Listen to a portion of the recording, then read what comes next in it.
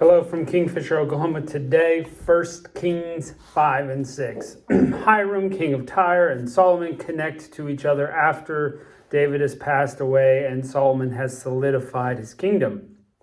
Hiram had a good relationship with David and wants the same with Solomon.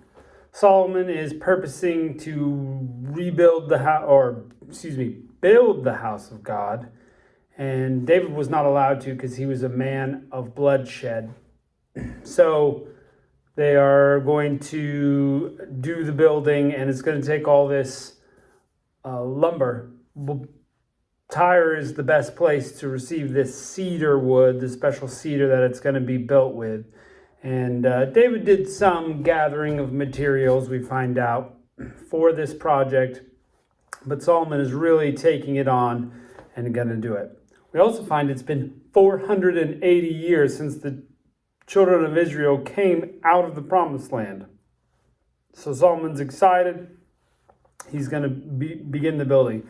75 feet long, 30 feet wide, 45 feet tall. We get these measurements. We get these descriptions. We find the materials. And they decorated some parts with gold, some with other materials. There's a Holy of Holies where the Ark of the Covenant is going to be, and only the high priest can go there. There are cherubs, which are angelic beings, and they're overlaid with gold, and they've got wings, and there are palm trees, flowers, olive trees. It's going to take 7 years for them to build, but it feels like a long time coming. This is the last piece that kind of settles them in as a nation. Hey, we've done it.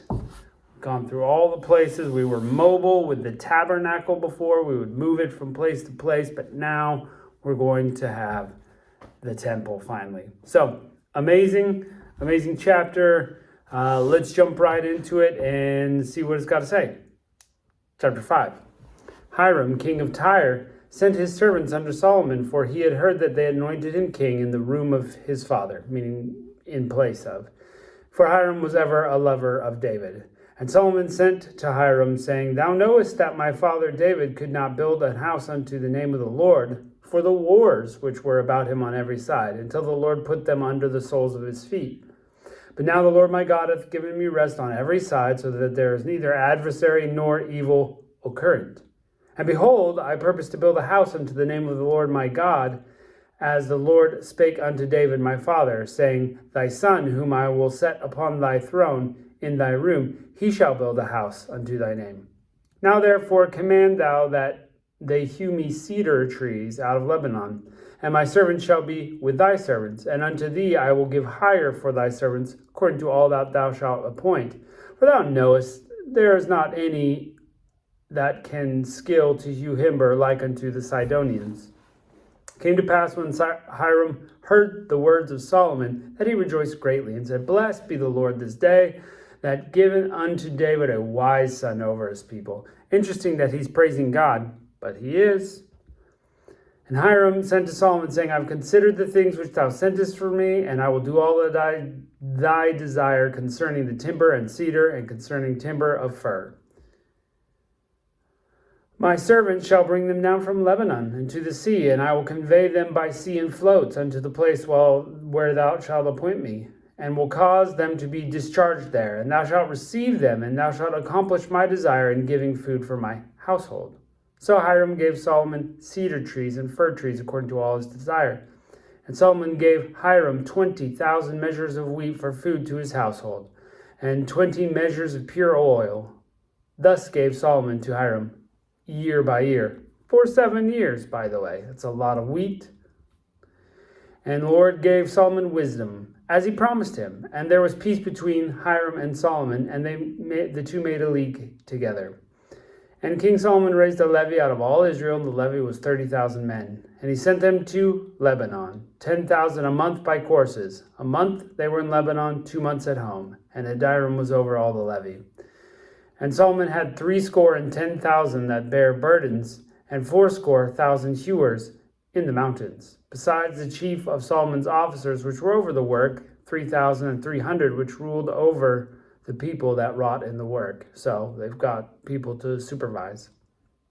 The king commanded, and they brought great stones, costly stones, and hewed stones to lay the foundation of the house. And Solomon's builders and Hiram's builders did hew them and the stone squares, so they prepared timber and stones to build the house. Chapter 6. It came to pass in the 480th year after the children of Israel were come out of the land of Egypt, in the 4th year of Solomon's reign in Israel, in the month of Ziph, which is the 2nd month, and he began to build the house of the Lord. And the house which King Solomon built for the Lord, the length thereof was 60 cubits, and the breadth 20 cubits, and the height 30 cubits. And the porch before the temple of the house, 20 cubits was the length thereof, according to the breadth of the house, and 10 cubits the breadth thereof before the house. And for the house he made windows of narrow lights. And against the wall of the house he built chambers round about, against the walls of the house round about, both of the temples and of the oracle. And he made chambers round about, so they had rooms off of them.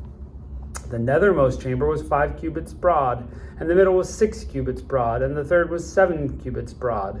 For without the wall of the house he had made narrow rest round about, that the beams should not be fastened to the walls of the house.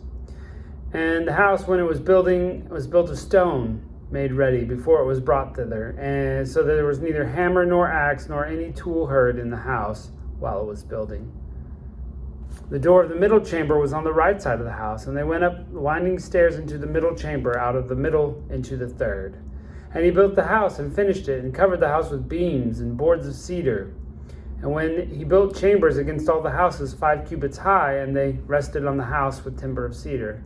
The word of the Lord came to Solomon, saying, concerning the house which thou art building, if thou wilt walk in my statutes and execute my judgments and keep all my commandments to walk in them, then I will perform my word with thee that I spake unto thy father, and I will dwell among the children of Israel and will not forsake my people Israel.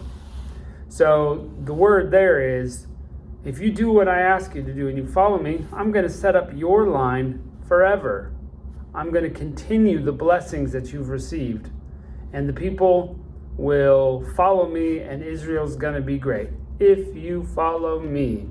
We'll see how that works out. So Solomon built the house and finished it. And he built the walls of the house with boards of cedar, both of the floor of the house and the walls of the ceiling, and he covered them inside with wood, and covered the floor of the house with planks of fir. And he built 20 cubits on the sides of the house, both the floor and the walls with boards of cedar. He even built them for it within, even for the oracle, even for the most holy place. And the house that is in the temple before it was 40 cubits long. And the cedar of the house within was carved with knops and open flowers, and all was cedar. There was no stone seen. And the oracle he prepared within the house to set there the ark of the covenant of the Lord. So remember, that's going to go right in the middle. Solomon overlaid, the oracle in the forepart was 20 cubits in length, and the 20 cubits in breadth, and 20 cubits in height. And he overlaid it with pure gold, so covered the altar, which was of cedar. So Solomon overlaid the house with pure gold, and made a partition by the chains of gold before the oracle. And he overlaid it with gold. So a lot of money went into this. And the whole house he overlaid with gold until he finished all the house.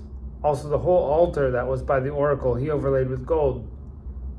And within the oracle he made 2 cherubims of olive tree, and each was 10 cubits high. And 5 cubits was the one wing of the cherub, and 5 cubits the other wing of the cherub. From the uttermost part of one wing to the uttermost part of the other were 10 cubits. And the other cherub was 10 cubits. Both of the cherubims were of one measure and one size. So he made them the same. The height of the one cherub was 10 cubits, so was the other cherub. Then he set the cherubim with the inner house, and they stretched forth the wings of the cherubim, so that the wing of one touched the wall, and the wing of the other touched the other wall, and their wings touched one another in the midst of the house. He overlaid all the cherubim with gold, and he carved the walls of the house round about with carved figures of cherubims, and palm trees with open flowers within and without. And the floors of the house he overlaid with gold within and without. And for the entering of the oracle he made doors of olive tree. The lintel and the side posts were a 5th part of the wall. 2 doors were of olive tree, And he carved upon them the carvings of the cherubim and the palm trees with open flowers, and overlaid them with gold, and spread gold upon the cherubim upon the palm trees. So he also made the door of the temple posts of olive tree, and a fourth part of the wall. And the doors were made of fir tree, and the 2 leaves of the one door were folding, and the 2 leaves of the other door were folding. And he carved thereon cherubim and palm trees and open flowers, and covered them with gold that fitted the carved work. And he built the inner court with the 3 rows of hewed stone and a row of cedar beams. The 4th year was the foundation of the house of the Lord laid, in the month of Ziph.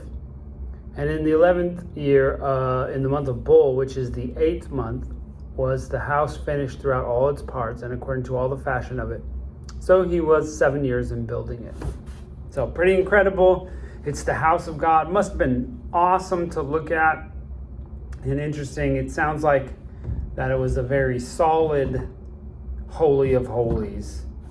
And later, it may not be. So we'll check that out for later. You remember when Jesus died, the curtain was torn.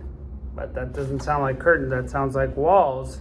But it's going to be a long time until we can really find out what's going to happen there. But we'll try to remember for when that comes up. So thanks for joining us, and I'll catch you next time.